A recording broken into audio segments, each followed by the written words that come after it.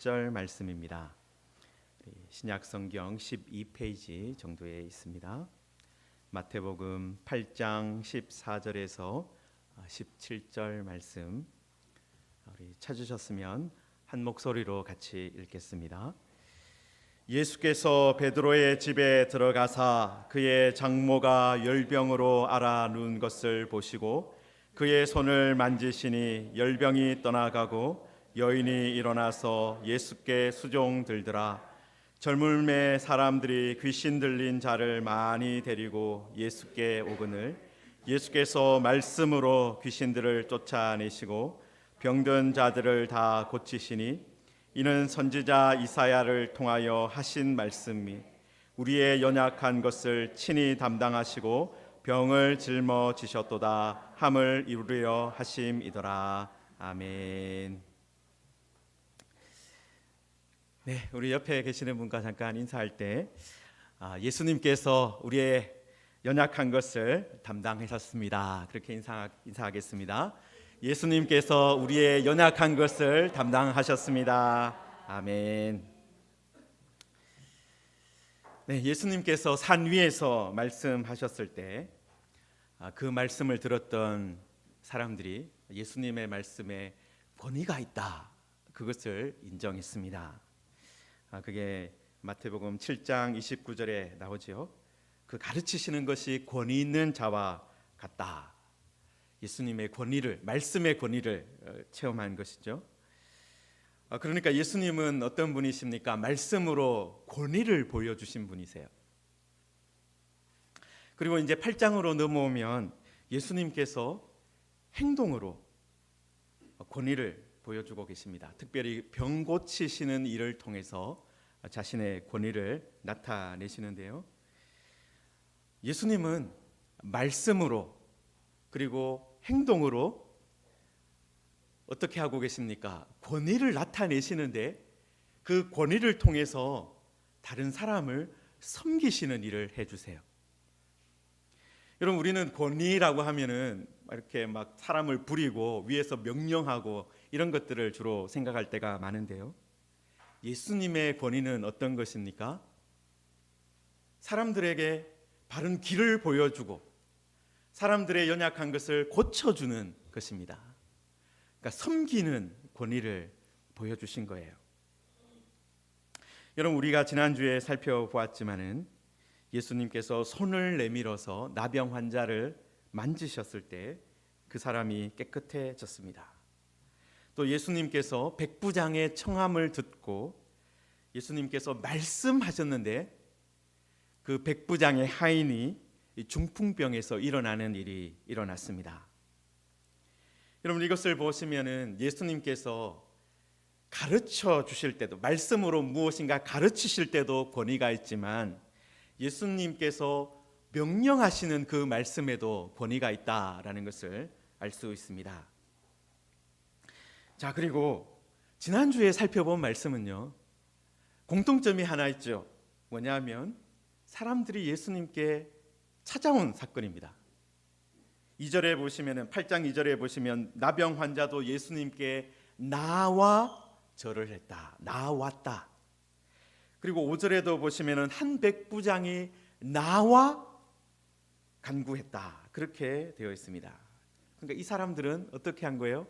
예수님께 나온 사람들, 찾아온 사람들입니다. 특히 그냥 찾아온 것이 아니라 믿음을 가지고 찾아왔어요. 예수님께서 원하시면 할 수 있습니다. 예수님 말씀으로만 하시면 됩니다. 그런 믿음을 가지고 예수님께 찾아왔고 그들의 믿음대로 깨끗해지고 믿음대로 병고침을 받았습니다. 여러분, 우리는 이런 사건을 보면서 믿음이 정말 중요하구나. 믿음 그러면서 이렇게 큰 이렇게 뭔가 비석을 만들어 놓고 믿음이 중요하다 이렇게 강조하고 싶습니다. 여러분, 저도 믿음에 대해서 지난주에 틀림없이 강조를 했습니다. 그런데 세상이 그렇게 간단하지만은 않아요. 여러분, 하나님의 나라도 단순한 곳은 아닙니다. 여러분, 그래서 무조건이라는 말이 사실은 통하지는 않아요. 여러분 오늘 말씀에 보시면 오늘 말씀에도 아픈 사람이 나오는데요. 베드로의 장모님이죠. 여러분 그런데 14절부터 보시면은 예수님께서 베드로의 집에 들어가셨다. 그렇게 시작을 하죠. 여러분 앞에서는 어떻게 되었습니까? 예수님을 향해서 누군가가 나와왔어요. 믿음을 가지고 나와왔어요.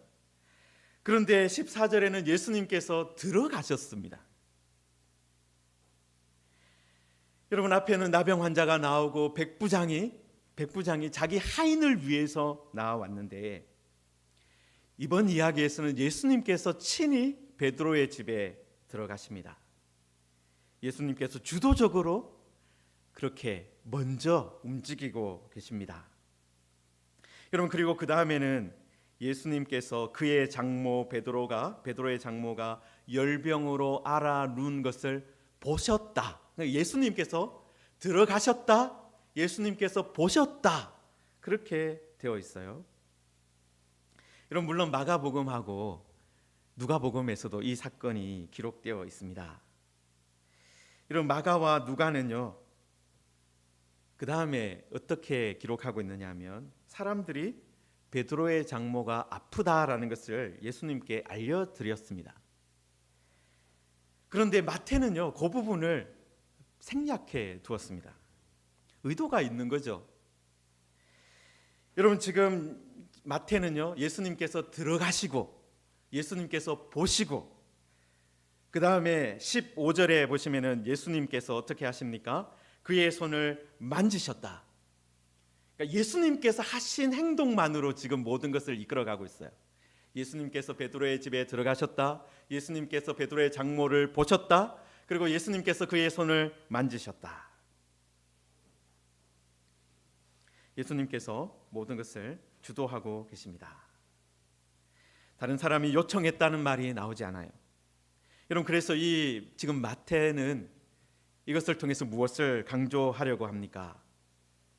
예수님께서 우리가 요청하지 않아도 우리가 나가지 않아도 때로는 우리를 찾아오시는 분이다. 우리의 아픈 것을 먼저 보시는 분이다. 우리의 손을 만져주시는, 잡아주시는 분이다. 그것을 강조하려고 하는 거예요. 우리는 때로는 이렇게 생각할 것입니다. 나는 앞에 나오는 이 나병 환자 같은 믿음이 없는데, 나는 이 백부장 같은 말씀으로만 하시옵소서라는 그런 믿음 없는데 어떡하나? 나는 가망성이 없는 것 아니냐? 그런 생각이 들 때가 있습니다. 여러분 그런데 놀랍기도 하고 기쁘기도 하고 감사한 것은 무엇입니까? 예수님께서 찾아오시는 분이시고 예수님께서 우리의 아픔을 먼저 보시는 분이시고 예수님께서 우리의 손을 먼저 잡아주시는 분이다라는 거예요. 여러분 지금 베드로의 장모님이 열병으로 누워있다 그렇게 묘사하고 있는데요. 누가복음에 보면요. 중한 열병이라고 돼 있어요. 그냥 열병이 아니라 중한 열병이다. 조금 감기 기운이 있어서 아프다. 그래서 누워있다. 조금 몸살 기운이 있어서 지금 쉬고 있는 중이다. 그게 아니라 정말 심한 열병에 걸려서 사경을 어떻게 보면 헤매고 있었다. 여러분 그래서 많은 사람들은 이 열병을 이 말라리아가 아닌가 그렇게 생각하는 분들이 많아요. 왜냐하면 말라리아에 걸리면 고열이 나고 한기가 나고 이렇게 아주 정말 움직이기가 힘든 그런 상태가 되기 때문입니다. 여러분 저도 아프리카에서 이제 선교사로 가서 이제 가면서 주변에서 가장 많이 본 병이 바로 이 말라리아였습니다. 여러분 말라리아에 걸리지 않기 위해서 저희 가족이 아주 특별한 약을, 아주 좋은 약을 저희들이 이제 가기 전에 스위스에서 나온 어떤 약을 구해서 갔어요. 그래서 그 약을 정기적으로 먹고 있었습니다. 정기적으로 우리가 이제 프랑스에서 이제 선교 사훈련을 받고 이제 들어가니까 프랑스에서부터 이제 한 달 정도 전부터 약을 먹고 이렇게 들어갔어요. 그런데 저 옆에 있던 선교사님이 보통 선교사로 가면 한 달 정도 안에 다 말라리아에 걸리는데 우리 가족이 하나도 안 걸리고 있는 거예요. 그래서 되게 신기하다는 듯이 저한테 물어보셨어요. 우리 윤 선교사님들은 이 가정은 왜 한 사람도 말라리아 안 걸리는지 모르겠다. 그러면서 무슨 약을 먹는 게 있냐 그렇게 물어보시더라고요. 그래서 제가 약을 보여드렸어요. 그랬더니 그 선교사님이 이 약은 계속 먹으면 안 돼요. 이거 정말 독한 약이라서 계속 먹으면 큰 부작용이 있으니까 당장 약 먹는 거 멈추라고.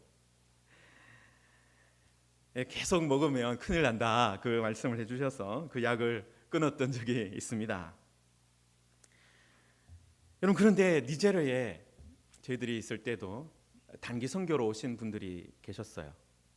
그런데 단기 선교로 오셨던 대학생들 중에 이제 선교를 마치고 한국으로 돌아갔는데 한 달 후에 어떤 소식이 들려왔는데 사역을 마치고 이제 한국에서 지내다가 말라리아로 돌아가셨다는 거예요. 그러니까 아프리카에서 있을 때는 그냥 모기에 물려서 돌아갔는데 이제 그게 나중에 발병을 한 거죠. 여러분, 그러니까 이 말라리아라는 병이 그냥 쉽게 만만히 볼 열병이 아니다라는 것입니다. 여러분, 그래도 지금은 뭐 예방하는 약도 있고 고치는 약도 있어요. 여러분, 그런데 예수님 시대에는 이런 열병에 대한 말라리아라면 그 병에 대해서 고칠 수 있는 약이 없었습니다. 여러분, 그래서 베드로의 장모님은 예수님이 찾아왔지만 나아가 마중할 수도 없었고 먼저 나아가서 예수님께 엎드려 절할 수도 없었고 도와달라고 말할 수도 없었다라는 거예요. 여러분, 그런데 예수님께서 먼저 찾아오셔서 보시고 그의 손을 만져주신 것입니다. 여러분, 그러자 어떤 일이 벌어졌습니까? 열병이 떠나갔다. 그리고 여인이 일어나서 예수께 수종들었다. 여러분, 심한 몸살도 앓고 나면 어떻습니까? 심한 감기 아니면 코로나라든지 그런 병도 앓고 나면 기력이 떨어지잖아요. 걷기 힘들 때가 있습니다. 일어나도 겨우 일어나고 겨우 움직이고 하잖아요. 열병이 그만큼 사람의 힘을 다 빼앗아 가버리기 때문입니다. 여러분, 그런데 여기서 지금 이 사건에서는 어떻습니까? 열병이 떠나자 베드로의 장모님이 일어나서 예수님께 수종들었다. 여러분, 수종들었다라는 말의 표현이요, 어떤 의미를 가지고 있느냐 하면 이스라엘 사람들한테는 이거 음식을 준비해서 음식을 대접했다라는 것입니다. 여러분, 지금은 우리 냉장고에 음식이 그래도 어느 정도 들어있잖아요. 갑자기 손님이 오시면 차려드릴 뭔가 김치라도 있고 뭐가 있잖아요. 여러분, 그런데 옛날에는 어떤 손님이 왔을 때 우리처럼 그렇게 수월하게 음식을 대접할 수 있는 그런 상황이 아니었습니다. 여러분, 그리고 예수님이 혼자 오신 게 아니잖아요. 여러분, 다른 복음서에 보시면은요, 예수님께서 적어도 이제 베드로를 빼면, 베드로의 집이니까 베드로를 빼고 그 다음에 안드레도 같이 살고 있었는 걸로 나와요. 안드레 그 집 빼고도 야고보와 요한을 데리고 왔다. 적어도 야고보와 요한이다. 그렇게 나와 있어요. 그러니까 적어도 베드로, 안드레, 야고보, 요한, 예수님 몇 명이에요? 장정 5명, 어른 5명이 갑자기 들어온 거예요. 그럼 상당한 음식이 필요했을 것입니다. 그리고 상당한 음식을 가지고 이제 날라야 되는 거죠. 여러분, 그런데 열병에서 일어난 베드로의 장모님이 즉시 수종드는 일을 시작했다. 여러분, 이것이 바로 주님의 능력입니다. 여러분, 예수님은 간신히 살 정도만, 그리고 근근히 지낼 정도만 고쳐주시는 것이 아니라 어디까지 해주신다는 거예요? 섬길 수 있을 정도로 고쳐주시고 섬길 수 있도록 우리를 새롭게 해주시는 분이다. 그것을 말씀하고 있는 것입니다. 여러분, 그리고 시작에도 말씀드렸지만 베드로의 장모님이요, 스스로 예수님께 나와서 내가 아파 죽겠으니 나를 고쳐주십시오, 그렇게 요청하지 않았다는 거예요. 여러분, 예수님은 이번에는 먼저 필요를 보시고 고쳐주셨습니다. 여러분, 예수님께서 어떤 사람의 믿음을 보시고 믿음이 있는 사람만 고쳐주시는 것이 아닙니다. 믿음으로 요청하지 않아도 먼저 우리의 사정을 보시고 우리의 상황을 보시고 먼저 우리에게 손을 내미시는 분이기도 하다는 거예요. 여러분, 그래서 우리는 이 세 가지 이야기, 지금 앞에서 나병 환자 이야기, 백부장의 이야기, 그리고 베드로의 장모 이야기까지를, 이 세 이야기를 보면서 모든 상황이 다 조금씩은 다르구나라는 것을 알 수 있습니다. 나병 환자는 어떻습니까? 스스로 믿음으로 나왔습니다. 그래서 깨끗함을 받았습니다. 여러분, 중풍병에 걸린 하인은 사실 나오지 않았어요. 대신에 믿음이 있는 백부장이 대신 나왔습니다. 그래서 요청했고 병고침을 받았고요. 마지막 베드로의 장모님은 예수님이 먼저 그 집에 오셨고 보셨고 손을 잡아 주셨습니다. 여러분, 그래서 모든 상황이 다 조금씩 다르다라는 것을 알 수 있어요. 여러분, 그래서 하나님의 나라를 우리가 보면서 무조건 하나님의 나라는 이렇다라고 말할 수 없어요. 여러분, 하나님의 나라는 다양한 면을 가지고 있습니다. 여러분, 어떤 면에는 그죠, 우리가 다각형을 보면 어떻습니까? 이 입체 다각형을 보면 그죠? 우리가 앞면을 보면 믿음으로만이라고 적혀 있는 그걸 볼 수도 있어요. 그런데 옆으로 돌아가서 보니까 뭐라고 되어 있는 거예요? 예수님께서 먼저 오신다, 그렇게 적혀 있는 거예요. 여러분, 하나님의 나라는 다면체입니다. 다면체. 그냥 한 면만 보고 무조건 직진하면은 다른 사람 많이 다치게 할 수 있어요. 여러분, 저도 장로교 목사지만 장로교 교리를 막 이렇게 무조건 강조하면서 그렇게 하면 옆에 있는 감리교 성도들을 다치게 만들 수도 있어요. 저도 제가 배운 어떤 장로교 교리만을 가지고 사람을 아프게 할 수도 있는 거예요. 여러분, 그래서 우리는 하나님의 나라는 어떻다는 거예요? 다양한 면을 가지고 있습니다. 물론 강조점이 있어요. 오직 하나님의 은혜로, 오직 믿음으로 구원받는다. 이건 변하지 않는 것입니다. 그렇지만 그 안에 하나님의 은혜가 아주 여러 면으로 그것을 감싸고 있다는 것을 우리는 기억해야 합니다. 여러분, 하나님의 나라는, 예수님께서 이 땅에 가져오시는 하나님의 나라는 다양한 모습으로, 다양한 방식으로 우리에게 나타나는 거예요. 여러분, 그래서 우리가 믿음으로 반드시 또 구해야 하지만 그와 더불어 예수님께서 먼저 오셔서 우리에게 손을 내미실 때도 있습니다. 여러분, 이런 다양한 모습이 있다는 것이 무엇입니까? 바로 하나님의 은혜예요. 그게 하나님의 은혜입니다. 모든 상황 가운데서 하나님께서 역사하실 것이기 때문이죠. 여러분, 그리고 그 다음에 어떤 일들이 이어집니까? 여러분, 16절에 보시면 저물매 사람들이 귀신 들린 자를 많이 예수님께 데리고 왔다라고 했습니다. 마태복음에는 저물매라는 말로 시작을 해서 이게 어떤 의미냐 잘 이해가 되지 않을 때가 있는데요. 그냥 저녁 때가 되어서 사람들이 예수님께 나왔구나, 그렇게 그냥 이해할 수밖에 없는데요. 여러분, 마가복음에 보시면 이날이 안식일이라는 것을 알 수 있습니다. 회당에서 귀신 들린 사람이 있었는데 예수님께서 귀신을 내쫓으셨어요. 그리고 그 회당에서 나와서 베드로의 집으로 가셨습니다. 시몬과 안드레의 집에 들어가셨다라고 돼 있어요.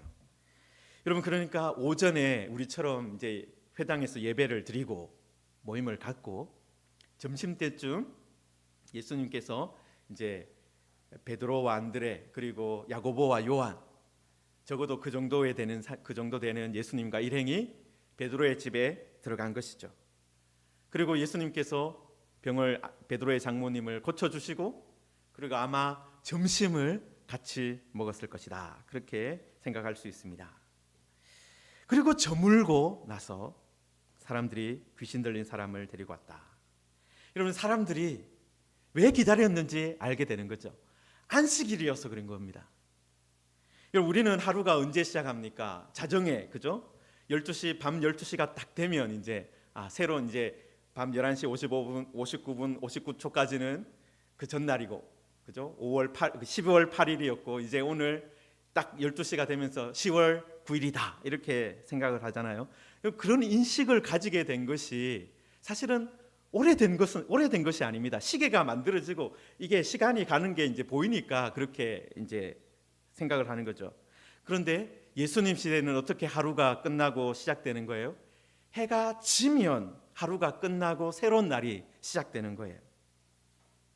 그러니까 저물었다는 것은 어떤 거예요? 안식일이 끝나고 새 날이 시작되었다.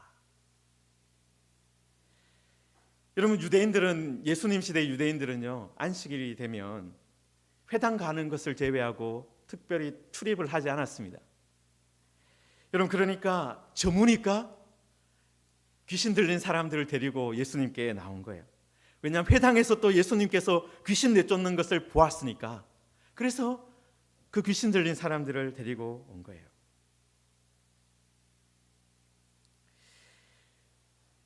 여러분, 그리고 또 한 가지 수수께끼가 풀리는 것이요, 베드로의 장모님이 수종 들 수 있었던 이유도 풀려나가요. 왜냐하면 그날이 안식일이잖아요. 여러분, 유대인들이 사실은 안식일에 먹을 음식은 어떻게 합니까? 그 전날 다 만들어둬요. 안식일에 막 이렇게 그 밀이나 그런 것들 가져와서 빻고 가루 만들고 반죽하고 떡을 굽고 그렇지 않는다는 거예요. 그 전날 아마 베드로의 아내 되는 분께서, 그죠? 베드로의 장모님은 지금 열병으로 누워 계시니까 베드로의 아내 되시는 분께서 아마 그 전날 반죽을 하고 그 다음에 떡을 굽고 하는 일을 해 두셨을 거예요. 여러분, 그러니까 이 베드로의 장모님께서 일어나셔서 기운을 차리시고 무슨 일을 한 거예요?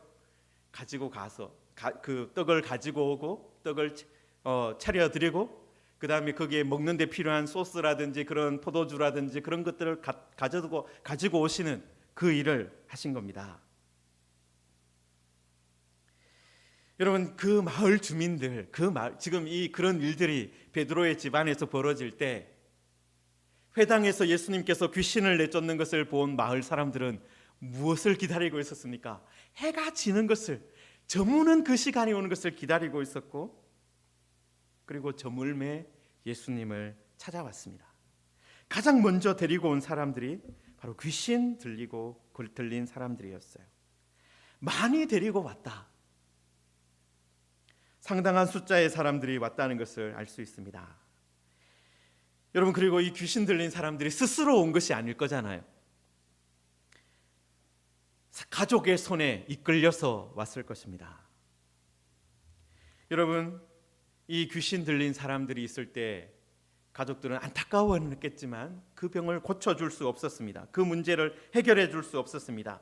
의사도 고칠 수 없었고 그 마을의 랍비도, 회당장도, 장로들도 고칠 수 없었습니다.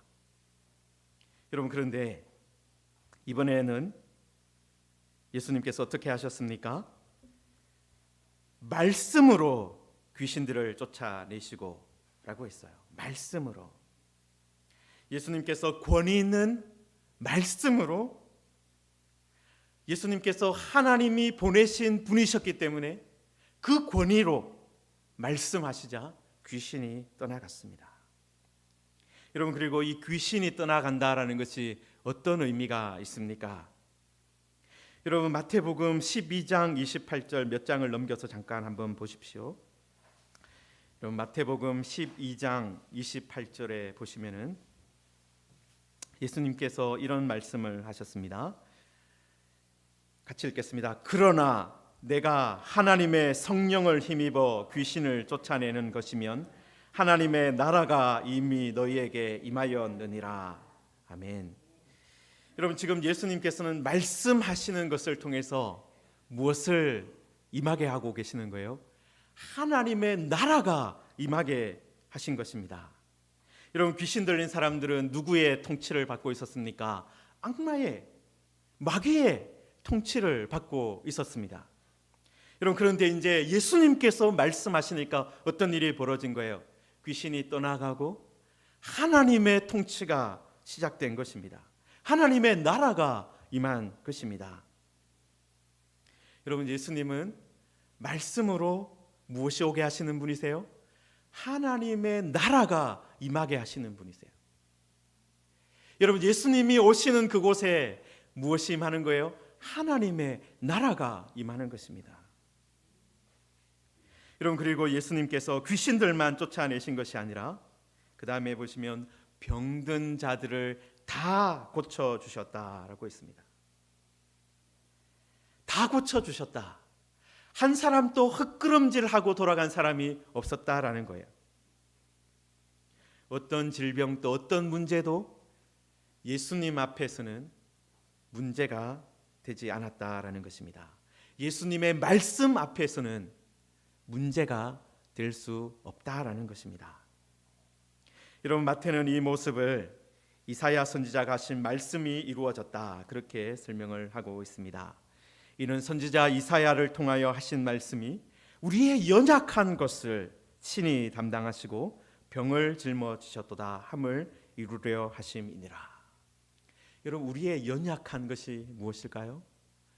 우리가 쉽게 하나님의 통치에서 벗어난다는 거예요. 여러분, 우리가 하나님의 통치에서 벗어나면 누구의 통치를 받게 되는 걸까요? 마귀의 통치 안에 들어가는 겁니다.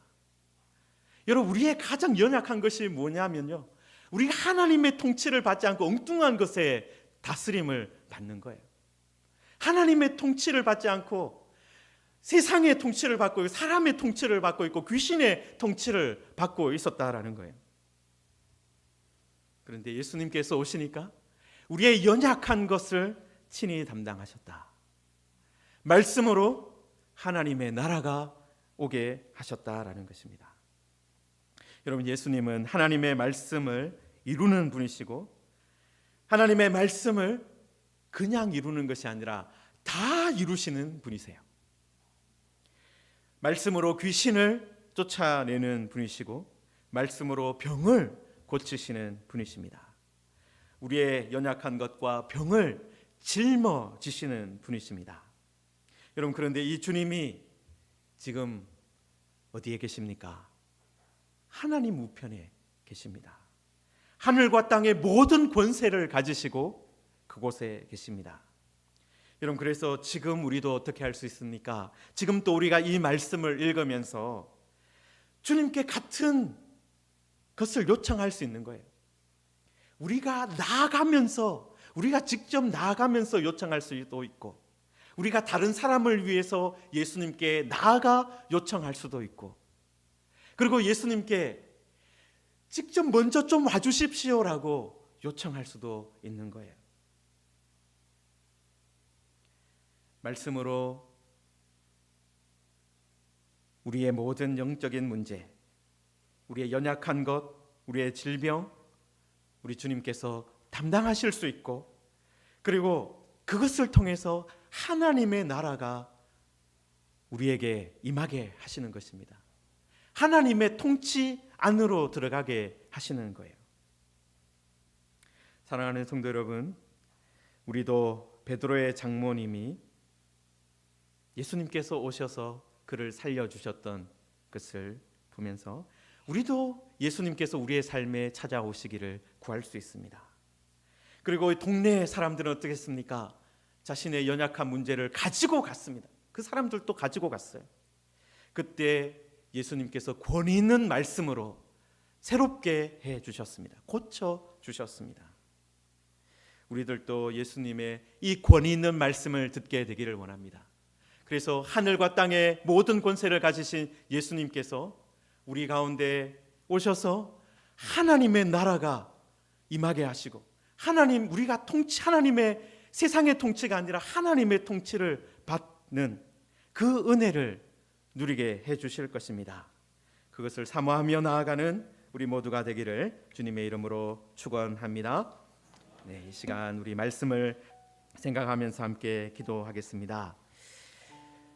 예수님께서 베드로의 장모님을 찾아오신 것처럼 우리를 찾아와 주시기를 원합니다. 우리의 연약한 것, 베드로의 장모님이 누워 있는 것을 보신 것처럼 우리의 연약한 것을 보시고 또 우리의 손도 잡아 주실 줄 믿습니다. 하나님, 우리 주님께서 오셔서 보시고 만지시면 우리가 새롭게 될 줄 압니다. 또 우리가 우리의 연약한 것, 병든 것 주님께 가지고 나아가면 하나님의 나라가 임하게 될 줄 믿습니다. 악한 영의 세력이 물러갈 줄 믿습니다. 하나님 아버지, 우리에게 이 마태복음 8장에 기록된 이 역사가 우리 가운데도 나타나게 하여 주옵소서. 이 말씀, 권위 있는 주님의 말씀 우리에게 들려 주옵소서. 함께 기도하겠습니다. 하나님 아버지, 은혜를 감사합니다. 주의 은혜 안에 우리들 나아갑니다. 하나님 아버지, 우리를 고치시고 우리를 새롭게 하여 주시기 바랍니다. 하나님 아버지, 우리가 엉뚱한 것, 하나님 엉뚱한 것, 하나님 아버지 섬기고 하나님 통치를 받고 있었습니다.